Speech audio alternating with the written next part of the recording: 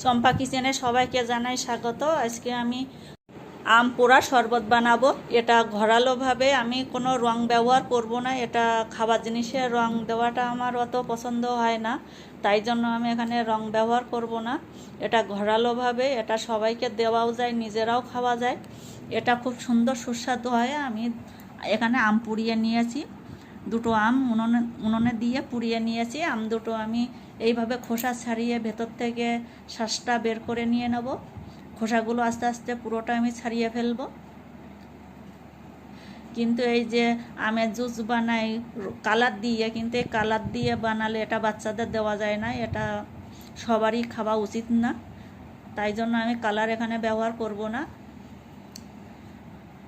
কোনো জিনিসে কালার দিয়ে সেটা খাওয়া সবারই পক্ষে সেটা খুব খারাপ জিনিস। এখানে আমি আমের মাজাটা বের করে নিয়েছি, এটা আমি মিক্সির বাটিতে দিয়ে দিচ্ছি। এটা কিন্তু আমি পেস্ট করে নেব, মিক্সিতে করে আমি পেস্ট করে নেব। বাটিতে দিয়েছি, এখানে আমি চিনি দিয়ে দেবো। যে যেমন মিষ্টি খাবে সেই হিসেবে চিনিটা দিয়ে দিতে হবে, কারণ এতে চিনিটা একটু বেশি লাগবে, কারণ আমটা তো টক থাকে, একটু চিনিটা বেশি লাগবে।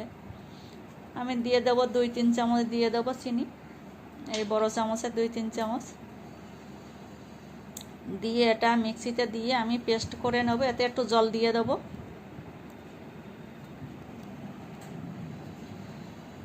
এতে আমি বোতল থেকে জল দিয়ে দিচ্ছি। জল দেওয়ার পরে তবে পেস্টটা করে নেবো, তাহলে চিনিটাও গলে যাবে আর আমটাও মাজাটাও মানে গলে যাবে, একসাথে মিশে যাবে ভালোভাবে মিক্সিতে পেস্ট করে নিলে।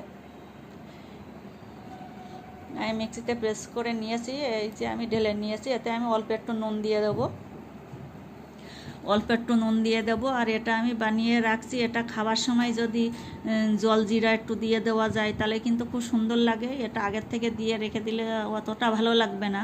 এটা যখনই খাওয়া হবে তখনই জল জিরাটা দিয়ে মিক্স করে খেতে হবে। ওটা খুব সুন্দর, খুব সুস্বাদু। এই আম পোড়াটা খুব সুস্বাদু। এটা একবার বাড়িতে ট্রাই করে দেখবেন, এটা কম সময়ে হয়ে যায়, কিংবা সবাই খেতেও, বড় থেকে ছোট সবাই খেতে এটা ভালোবাসে। আমি বরফ দিয়ে দিচ্ছি, এখানে গ্লাসে আমি বরফ দিয়ে দিচ্ছি।